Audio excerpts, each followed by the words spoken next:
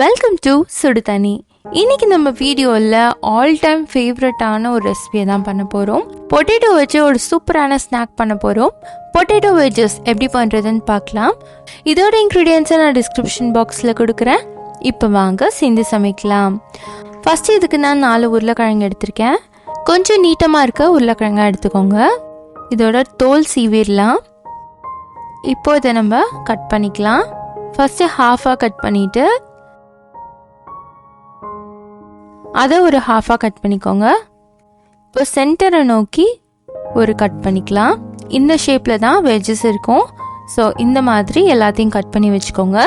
ஜென்ரலாக வெஜ்ஜஸ்க்கு தோலோடையே நம்ம போடலாம். ஆனால் தோல் ரொம்ப க்ளீனாக நீங்கள் ப்ரஷ் பண்ணி அதை க்ளீன் பண்ணிக்கணும். பெட்டர் நீங்கள் பீல் பண்ணிட்டீங்கன்னா உங்களுக்கு ரொம்ப ஈஸியாக இருக்கும். இந்த ஷேப்பில் நம்ம ரெடி பண்ணி வச்சுக்கலாம். அடுத்து நம்ம இதை கொதிக்க வச்சுக்கலாம். நான் ஒரு பாத்திரத்தில் சுடு தண்ணி எடுத்து வச்சுருக்கேன். இதில் ஒரு 1/2 டீஸ்பூன் உப்பு சேர்த்துக்கோங்க. இப்போ நம்ம கட் பண்ணி வச்சுருக்க உருளைக்கிழங்கு அதில் சேர்த்துடலாம்.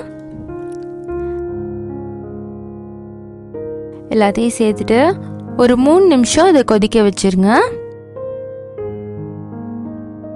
3 நிமிஷத்துக்கு அப்புறமா இதை வடிகட்டி தனியாக எடுத்து வச்சிடலாம்.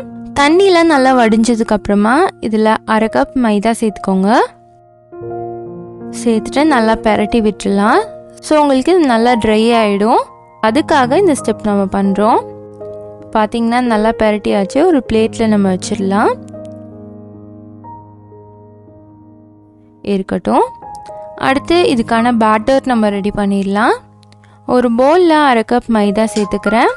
கூடவே 1 டீஸ்பூன் சில்லி ஃப்ளேக்ஸ், 1/2 டீஸ்பூன் உப்பு, இது கூடவே 2 பூண்டை அரைச்சி இதில் சேர்த்துக்கிறேன். நல்லா தண்ணி ஊற்றி அரைச்சே சேர்த்துக்கோங்க ஒரு ஃப்ளேவருக்காக. ஒரு தடவை நல்லா மிக்ஸ் பண்ணிட்டு கொஞ்சம் கொஞ்சமாக தண்ணி சேர்த்து இதை நல்லா கலந்து விட்டுடலாம். இது கொஞ்சம் திக்கான ஒரு பேஸ்ட்டாக இருக்கணும். நம்ம உருளைக்கிழங்கு அதில் சேர்க்கும் போது நல்லா இது கோட்டாகி வரணும். அந்தளவுக்கு திக்காக இதை ரெடி பண்ணி வச்சுக்கோங்க. இப்போ நம்ம உருளைக்கிழங்கை இதில் சேர்த்து நல்லா பரட்டிடலாம். இந்த மாதிரி ஒட்டி வரணும். இதை டைரெக்டாக நம்ம ஃப்ரை பண்ணிக்கலாம். அடுப்பை மீடியம் ஃப்ளேமில் வச்சுட்டு உருளைக்கிழங்குலாம் இதில் சேர்த்துருங்க. ஃபர்ஸ்ட் டைம் ஃப்ரை பண்ணும்போது இது கொஞ்சம் வெள்ளையாக தான் இருக்கும். இந்த மாதிரி வந்ததுக்கப்புறமா இதை நம்ம எடுத்துடலாம். எடுத்து ஒரு பிளேட்டில் வச்சுக்கோங்க.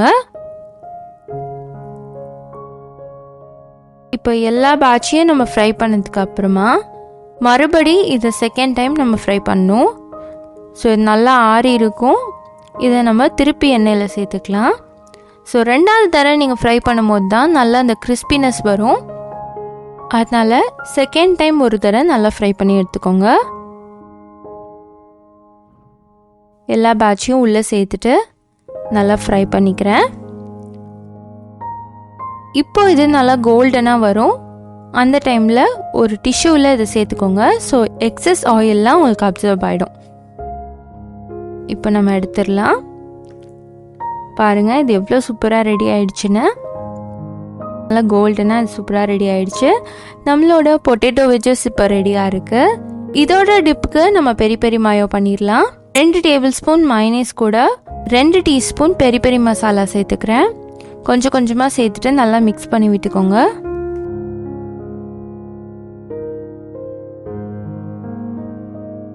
நல்லா மிக்ஸ் ஆயிடுச்சு. ஹோம்மேட் பெரி பெரி மசாலா எப்படி பண்ணுறதுன்னு நான் ஆல்ரெடி வீடியோ போட்டிருக்கேன். அதோட லிங்க்கை நான் டிஸ்கிரிப்ஷன் பாக்ஸில் கொடுக்குறேன். வேணும்னா செக் பண்ணிக்கோங்க. ஒரு சூப்பரான பொட்டேட்டோ வெஜஸ் நம்ம பண்ணியாச்சு. ஈவினிங் டைமில் நல்ல கிறிஸ்பியான ஃப்ரைஸ் சாப்பிட்றதுக்கு ஆசைப்பட்டீங்கன்னா இது ஒரு சூப்பரான ஆப்ஷன். கண்டிப்பாக மிஸ் பண்ணாமல் இந்த சூப்பரான வெஜஸை நீங்களும் ட்ரை பண்ணி பாருங்கள். இந்த வீடியோ உங்களுக்கு பிடிச்சிருந்தா லைக் பண்ணுங்கள். சுடு தண்ணி சேனலை சப்ஸ்கிரைப் பண்ணுங்கள். Thank you.